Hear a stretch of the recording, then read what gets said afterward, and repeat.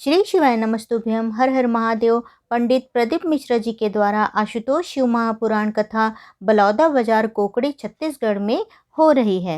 आज कथा का दूसरा दिन था। आज की कथा में पंडित प्रदीप मिश्रा जी ने विशेष जानकारियां दी हैं। तो पहली जानकारी ये है कि अगर हम भक्ति में डूबे हैं और हमारे जीवन में कष्ट आते हैं तो इस बात का ध्यान रखना चाहिए कि भगवान हमारी परीक्षा ले रहे हैं कि कष्ट आने पर हमारी भक्ति डगमगाए नहीं, हमारी भक्ति दृढ़ रखना है, मजबूत रखना है। चाहे कोई भी परिस्थिति हो, भक्ति को डगमगाने नहीं देना है। तो चलिए चलते हैं दूसरे विशेष जानकारी की ओर। तो आज किसी श्रद्धालु ने पत्र के माध्यम से ये पूछा कि मैं जिस मंदिर में पशुपतिनाथ व्रत करती हूँ उस मंदिर का शिवलिंग खंडित हो गया है, तो ऐसे समय में हमें व्रत करना चाहिए कि नहीं, ये पंडित प्रदीप मिश्रा जी को पूछा गया। तो महाराज जी बताए कि वही मंदिर, वही स्थान और वहीं पर जहाँ पर शिवलिंग रखा हुआ है, आप वहीं पर पशुपतिनाथ व्रत कर सकते हैं।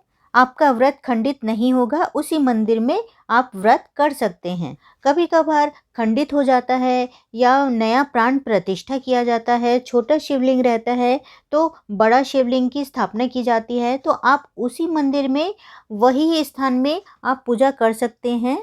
तो चलिए तीसरी जानकारी की ओर। अगर आप कथा पंडाल में आए हैं और आपको घर जल्दी जाना है तो आप पीछे ही बैठें। अगर आप सामने बैठेंगे और उठकर आप जाने लगेंगे और आपका पैर किसी के ऊपर लग जाएगा तो ये पाप होता है। तो पाप की भागीदारी नहीं बनना है, इसलिए हम पीछे ही बैठे और जल्दी से उठ के जाना हो तो हम जा सकते हैं। तो आप लोगों को ये जानकारी कैसी लगी कमेंट बॉक्स पे कमेंट करके ज़रूर बताइएगा। श्री शिवाय नमस्तुभ्यम।